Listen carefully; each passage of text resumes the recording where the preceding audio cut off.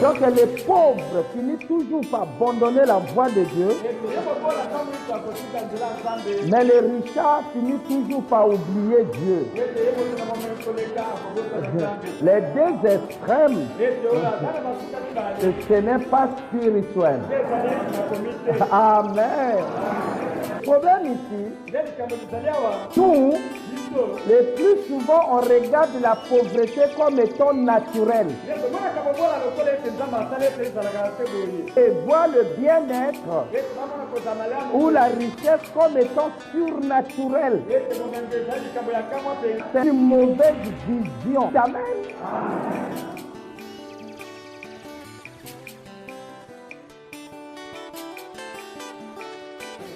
Nous avons vu que Salomon était un homme sage. Et la Bible dit que la richesse est la couronne pour les sages, où l'accumulation des biens est toujours en partage à ceux qui sont sages. Donc il n'y a personne qui peut être sage et ne pas accumuler les biens matériels et spirituels. Et Paul dit que l'état de votre vie naturelle, que ça prospère à l'exemple de votre âme.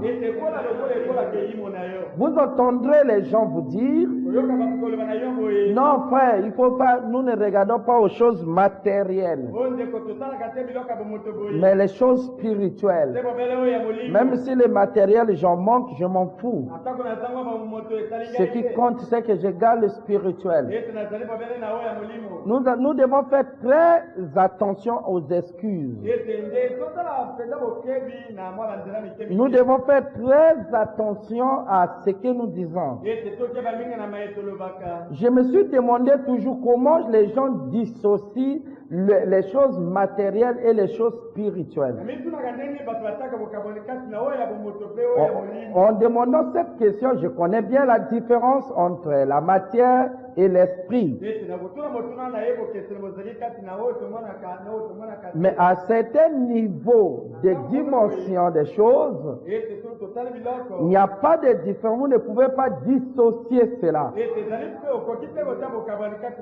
Et c'est David qui a dit, Seigneur, ne me laisse pas démuni, sinon dans mon malheur, je puisse t'abandonner ou maudire ton nom, je puisse me révolter contre toi. Il dit, ne me donne pas en trop aussi, sinon dans ma richesse, je puisse t'oublier. Donc les pauvres finissent toujours par abandonner la voie de Dieu, mais les richards finissent toujours par oublier Dieu. Les deux extrêmes, ce n'est pas spirituel. Amen. Le plus souvent, nous confondons la pauvreté de nos pays et avec le message que nous recevons. Le message ne peut pas être congolisé. Non, le message est célestisé. Amen. Pour les missionnaires qui ont l'habitude d'aller dans les pays et ils voient bien la différence de cela. Et frère Jos connaît bien la différence de cela. Que ce qui est valable ici et ne sera pas valable ici. Mais le message est valable partout. Est-ce que vous le croyez? Il y a certaines choses que nous appelons luxe luxe. Mais dans certains lieux, c'est pas luxe. Mais ce qui m'étonne, je parle ici à une église africaine, des peuples de Dieu qui sont dans l'Afrique noire. Le grand problème ici, c'est comme nous l'avons lu dans la parole faite chair, c'est cela que vous devez faire très attention. Que même la pauvreté est contagieuse. Dites amen.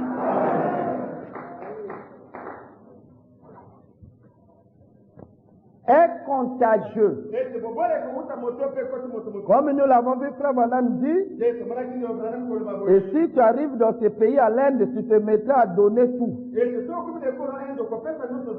dit, si tu as un cœur comme le mien, tu vas tout donner. Et si tu y vis là, tu finiras par être toi-même pauvre. Amen. Mais il dit, ils ne sont pas pauvres. Mais c'est la religion qui a obscurci leur intelligence. Dites amen. Donc leur pauvreté se trouve dans la pensée. C'est un problème de mentalité. Voyez-vous, un problème de mentalité. Un problème de sous-développement mental. Tout se passe dans la tête. Et nous savons que la tête, c'est le champ du diable. Tout se passe là-dedans. Amen. Le problème ici, ce qui m'étonne souvent, à tel point que nous, le plus souvent, on regarde la pauvreté comme étant naturelle. Et les gens regardent la pauvreté comme étant naturelle. D'autres regardent les difficultés, les souffrances comme étant naturelles. Ils voient qu'en réalité, c'est ça. Et voient le bien-être ou la richesse comme étant surnaturelle. Ça, c'est la mentalité. C'est une fausse doctrine. Une mauvaise vision. Voyez les choses autrement. Dites amen. Voyez-vous, donc la maladie est du domaine surnaturel, mais la bonne santé est naturelle. Qui peut dire amen? C'est comme le bien-être, c'est comme la richesse est naturelle. Dieu vous a créé pour un dessein d'être riche. Lorsqu'il a créé Adam, pour qu'il ne puisse pas manquer de quelque chose, il était déjà comblé. Mais c'est du domaine du diable, d'une manière surnaturelle, il nous a menés dans la souffrance. Dites amen. Le diable, connaissant qu'en amenant l'homme dans cet état, il utilise 3 sortes de pressions. La première pression est la pression de la vie facile. C'est ce qui fait que les frères ne puissent pas travailler. Nous verrons ça. Ça, c'est le diable qui amène cette pression pour nous mouler. La pression de la vie facile. Les gens s'imaginent gagner leur vie, que tout soit facile. Voilà la pression du diable. Lorsqu'on dit aux frères, comme tu fais rien, allons-y même faire les champs. Mais lorsqu'ils trouvent que ça va être 6 mois, 7 mois, à partir de 10 mois, 12 mois, on commence à récolter jusqu'à là. Mais pourtant, il a passé beaucoup d'années, il n'a rien. Mais plutôt, il est sous l'emprise sur l'emprise de la pression de la vie facile. Et il croit que aussi longtemps qu'il se conforme à cette pression, sa situation changera. C'est pour ça qu'il veut que toute chose se fasse rapidement.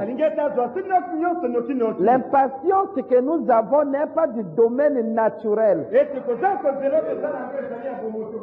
Dites Amen. Ce n'est pas notre vie. Et le désir de gagner vite, ce n'est pas divin. Lorsque je prêche contre la pauvreté, je ne veux pas dire que tu quittes du pauvre au riche en une nuit.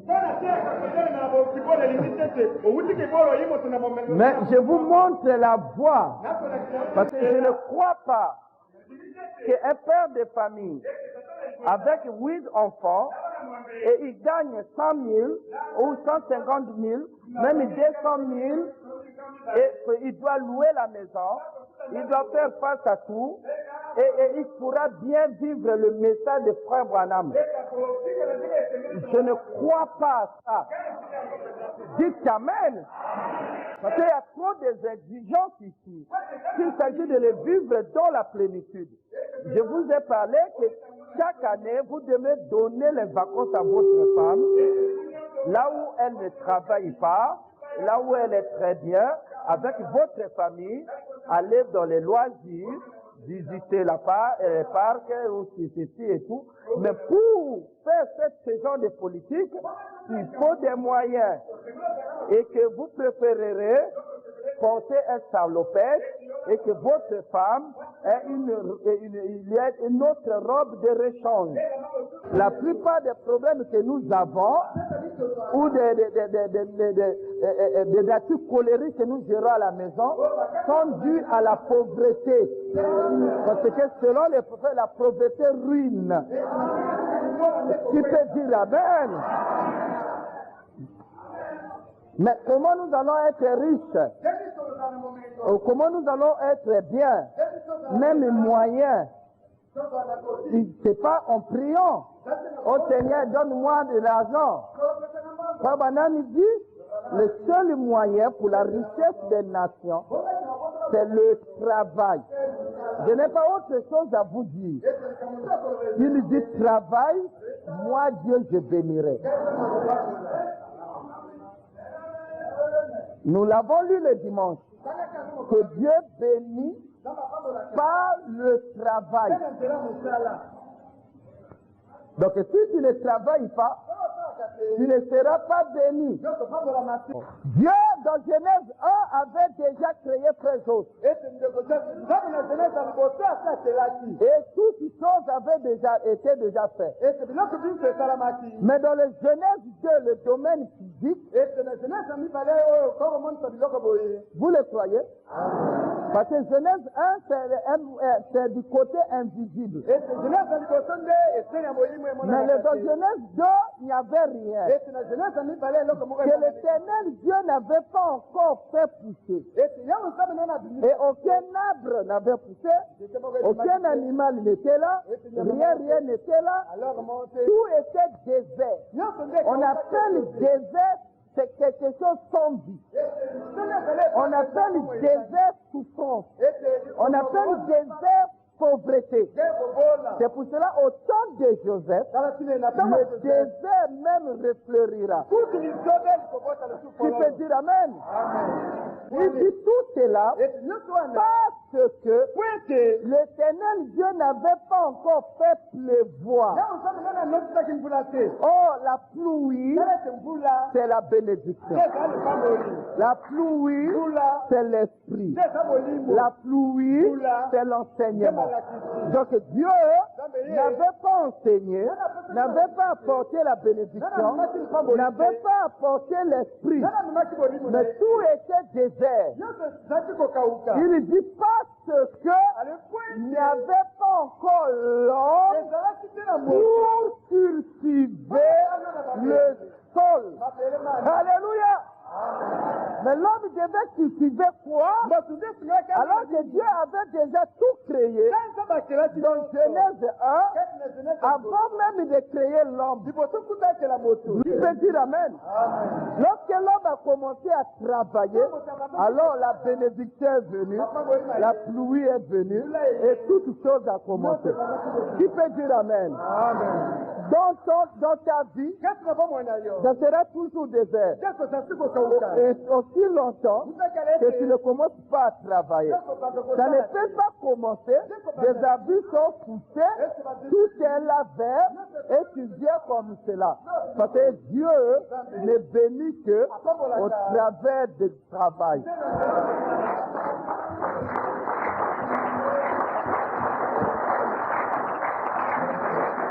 Je crois que vous êtes d'accord avec moi.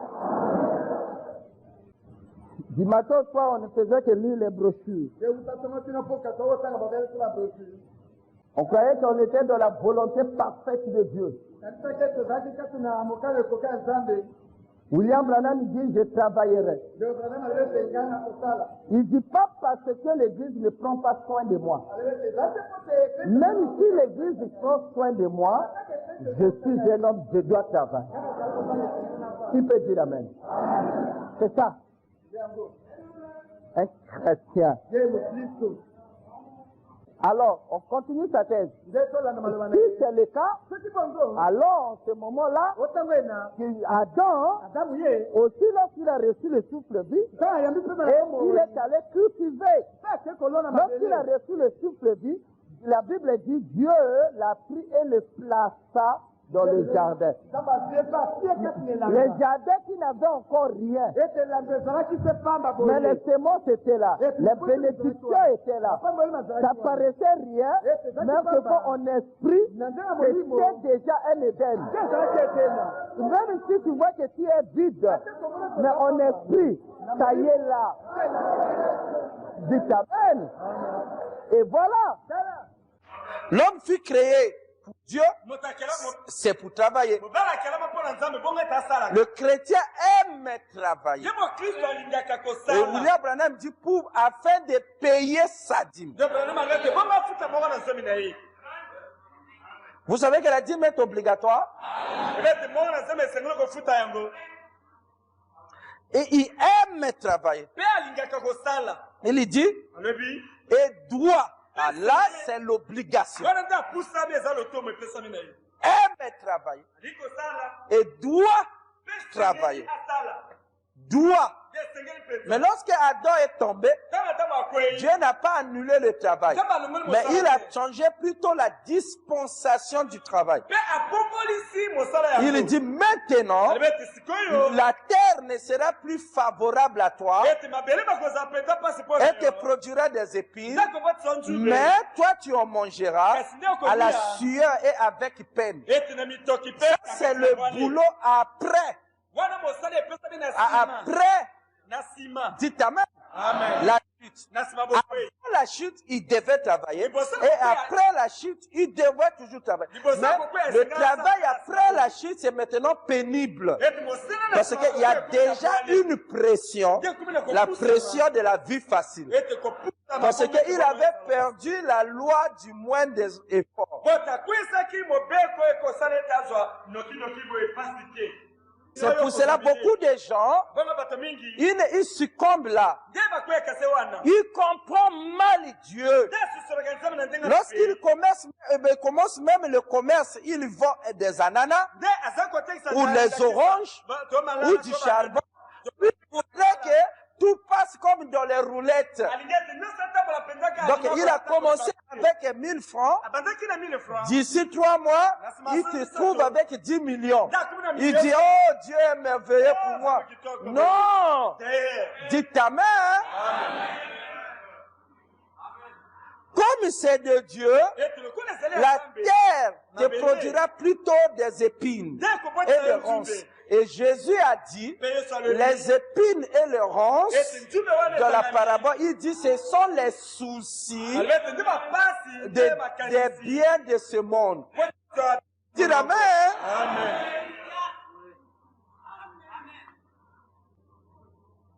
Donc, lorsque vous commencez à vendre vos oranges ou à faire vos projets, lorsque tu vas Ça va, c'est comme ici, ça ne marche pas. Nous l'avons vu dans la loi de la réussite. En réalité, ça ne peut être que ça. C'est la voie de Dieu pour la réussite. À un certain moment, même pour réussir dans la vie ici, ceux qui ont réussi vous diront qu'à un certain moment, c'était moins un. Il devait démissionner sur la vie, même mourir. Et à un certain moment, il ne sait pas pourquoi il vit. Il n'a pas le goût de vivre. Qu'est-ce que je suis? C'est ma vie. C'est là où tu dois persévérer. L'endurance, la sueur. Alléluia. Oui, un arbre a besoin du vent. C'est dur. Ça peut casser ses branches. Mais si les vents sont souvent, cela permet que lorsque l'arbre fait comme ceci, fait comme cela, il y a un peu d'ouverture, ses racines rentrent encore. Pour mettre un piquet, lorsque vous vous appuyez, vous faites un peu comme ça. Pourquoi? Mais Dieu dit que l'arbre soit enraciné, il doit le remuer. Pour le remuer, il envoie les vents. Et qu'est-ce que les vents? Alléluia!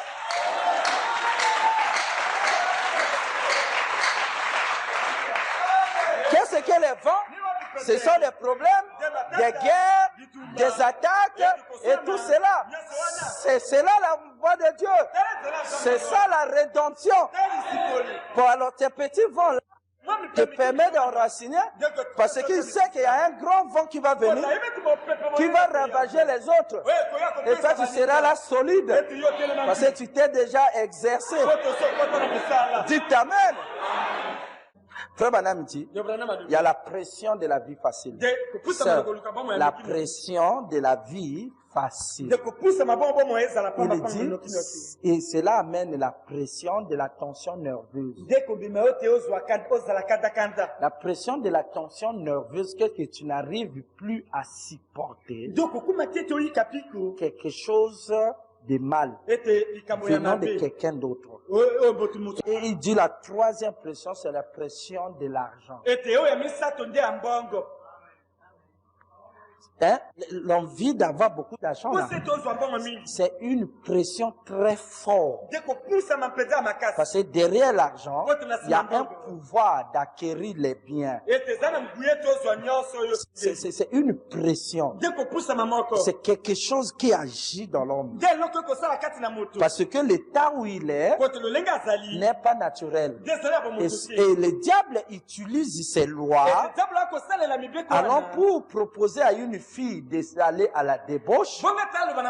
Il proposait là à un jeune garçon d'aller faire le travail dans le noir et de se faire réfugier. Il amènera à l'autre d'aller prendre les armes et à l'autre d'aller voler, de celui-ci de faire ici, parce qu'il n'y peut rien. Et Frère Branham dit qu'il faut faire très attention à cela. Même si vous êtes la sémence de Dieu.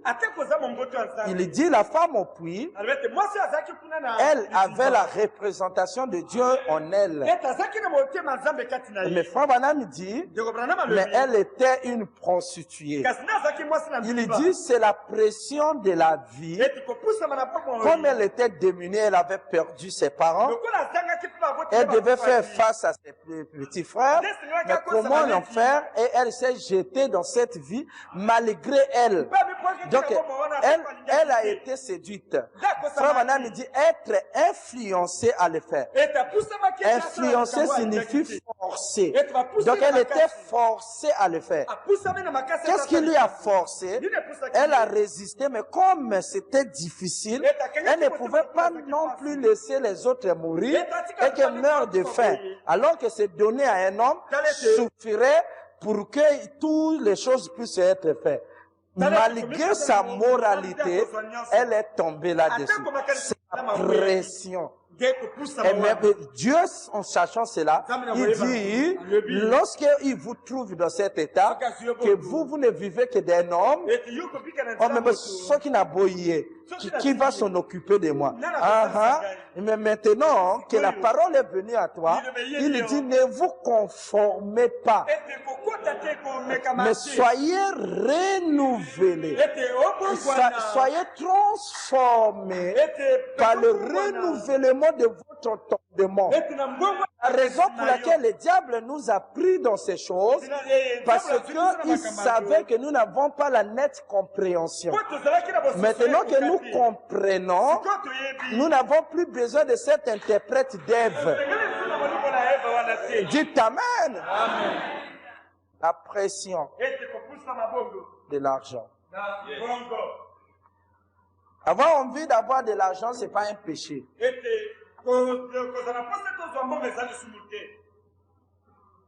Je veux dire, si tu veux avoir de l'argent, ce n'est pas un péché. Mais si tu sens que c'est maintenant une pression, donc tu n'es plus libre, chasse que tu es pris dans un piège. Il y a des sœurs ici, et ne soyez pas contre moi, hein? C'est une maladie. Et si tu ressens ça, tu dis, ah, certainement je souffre de ça. Seigneur, délivre-moi. Dites Amen. Lorsqu'elle se retrouve main vide, elle n'a pas d'argent. Même si elle a mangé, elle est troublée. Je dis bien troublée. Je ne sais rien. Je n'ai rien. Donc, troublée. Ne peut pas supporter. Et c'est un peu, si tu ne remarques pas ça, après que je prêche ici, il arrivera toujours un moment où le vent viendra. Bon, alors, sœur, sois tranquille, essaie d'observer ton propre cœur. Ce sera un test. Tu sauras si le malaria est là ou pas.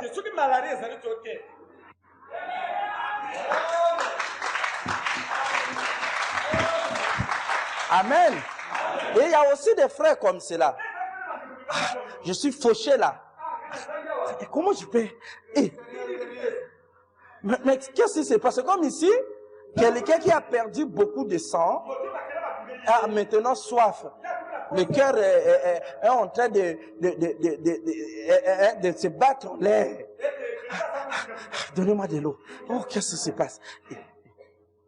Il peut y arriver. Moi, je ne crois pas que parce que je manque de l'argent, que je suis pauvre. Dites Amen. Si vous rencontrez même le plus riche, même le président de la République, habillé, vous le rencontrez, là, vous arrêtez le cortège. Même Bill Gates dit, donne-moi de l'argent. Il te dira, je n'en ai pas avec lui. Sur place, là, il n'en a pas. L'argent est en banque. Donc, sa richesse est dans la pensée. Celui qui a des biens, des maisons partout, il est satisfait parce que cette richesse, c'est une atmosphère, c'est une onction dans sa pensée. Tonton, il n'a pas touché ces millions-là. On lui a donné simplement un relevé. Qui peut dire Amen? Il n'a pas touché, mais il est satisfait. J'ai 100 millions. Lorsque la banque lui envoie se relever, son état de banque, il ouvre. Gloire à Dieu. Donc il faut que ça rentre. Il travaille dur là, il n'a jamais dormi avec ça. Parce que si on amène chez lui, c'est 150 ou c'est 400 millions, il sera fou. Parce qu'il n'aura pas sommeil. Dites Amen. Il préfère que les papiers soient là-bas et que lui garde le montant dans la pensée. Mais ici, il peut manquer. Mais est-ce que parce que tu as manqué que tu n'en as pas? Et tout de suite en sortant ici, tu peux avoir même 2 millions à la maison. Je te dis, donne-moi 10 000. Tu diras, tu n'en as pas. Mais tu ne vas pas s'affaiblir parce que tu n'en as pas. Si on te garde ici 3 jours, tu seras en bonne santé, alors qu'à Pointe-Noire, tu as au moins 10 millions dans ton compte. Mais tu ne peux pas accéder ici, mais tu ne diras pas que tu es pauvre. Ton moral sera toujours blindé, parce que tu sais que dans peu de temps, mon argent pourra être là. Mais vous aussi, vous avez de l'argent dans notre dimension. Gardez ça dans votre pensée.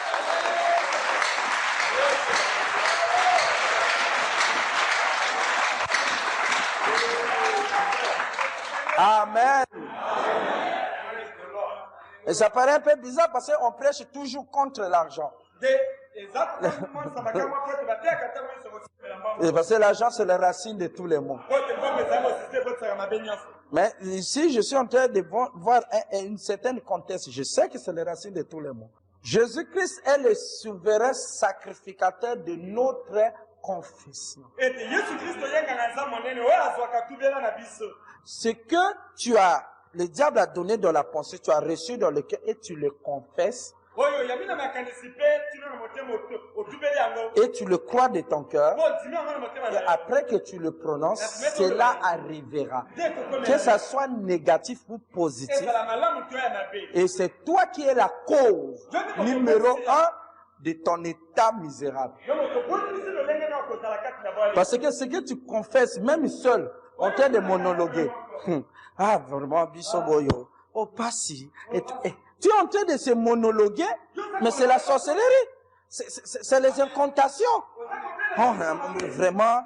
Mais tu es en train de regretter. Et tu crois ça. Jésus a dit, si tu dis et que tu ne doutes pas dans ton cœur, et le diable connaît cette loi, et il te met dans la pensée. Une pensée que toi, c'est fini, tu mourras mise.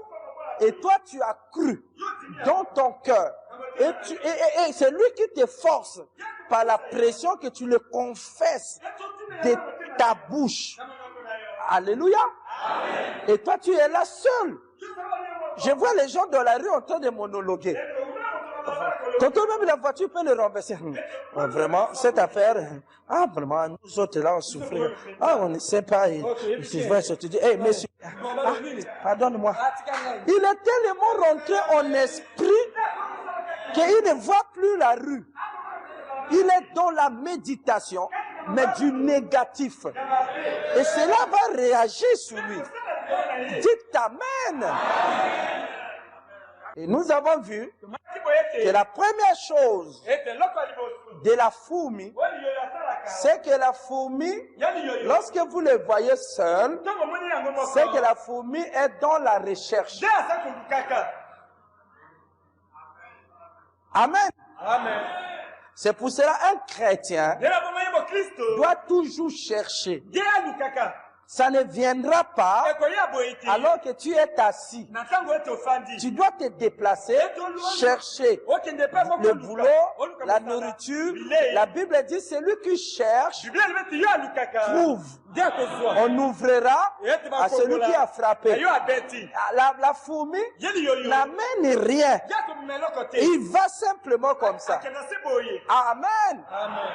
La fourmi, s'il va, il trouve une idée, il trouve un créneau, il le teste, il goûte, il trouve que c'est bien. Lorsqu'il revient, il prend une partie de ça pour amener aux autres. À tout fourmi qu'il racontera. Il dit voilà ceci. Et il crée le repère. Et voilà ceci, voilà ceci, voilà ceci. Jusqu'à il va au fond. Il va déposer l'échantillon. Alors tous les fourmis, lorsqu'il revient, vous voyez l'os est en train de partir. Parce qu'ils connaissent. Dites Amen. Mais pas oh frère, tu sais. Bon, on va aller acheter de l'huile au Zaïre et on va vendre ici. Et c'est beaucoup d'argent parce qu'on a les bénéfices de ceci. 10 ans, on m'a dit et tout, et tout, et tout. Bon, si on peut se regrouper, nous sommes les fourmis, hein. Au lieu de travailler seul, je veux que chacun donne 50 000, 50 000. Bon, moi, je peux aller. Ça, c'est un escroc.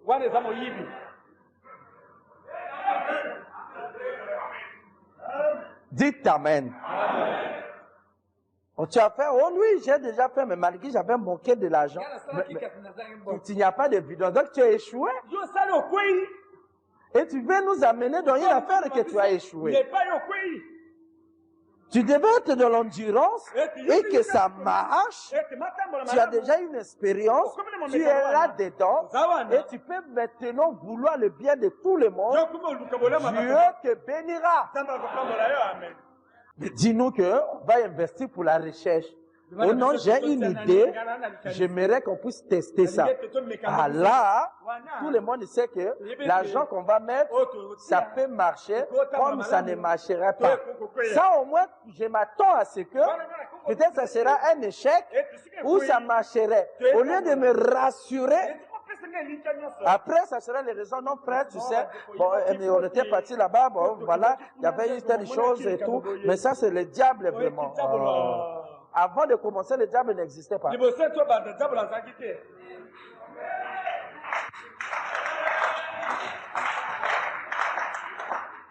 Amen. Là, je suis en train de couper les ambitions des escrocs. Hein. Ils n'ont plus là où il faut soutirer l'argent des frères. Amen. La deuxième chose, c'est que la fourmi travaille pas seule. Lorsqu'il trouve un créneau, même s'il trouve que dans les affaires de boulangerie, ça marche, lui voudra que si toutes les boulangeries de Brazzaville soient la boulangerie, ce soit des frères. Lui, lorsque vous allez l'écouter, frère, au lieu d'investir dans autre chose, la boulangerie. C'est ça. Venez, on va faire. Donc, ça lui est cœur de voir d'autres personnes alors que j'aime mes frères. Ça, c'est la fourmi. La fourmi n'a pas d'entreprise individuelle. Lui, il est en société. Parce que la maturité d'une civilisation. Alléluia. Est jugée dans sa capacité de la consommation de son énergie et de la distribution de ses ressources. Parce que sa pensée est toujours collective. Il pense toujours en collectivité. Mais une civilisation qui est divisée, qui ne s'entend pas, qui ne s'unit pas, est une civilisation de type 0. Dites Amen. Vous trouverez que la maturité d'un peuple se retrouve dans l'unité. Aussi longtemps que les esclaves, chacun était là-bas, chacun était ici, chacun travaillait dans telle carrière, en Égypte éparpillée, le pharaon dormait. Mais lorsqu'il y a eu une intelligence, il a réuni tous les esclaves à Goshen. Alors lorsqu'ils étaient unis, le pharaon tremblait. Qui peut dire Amen?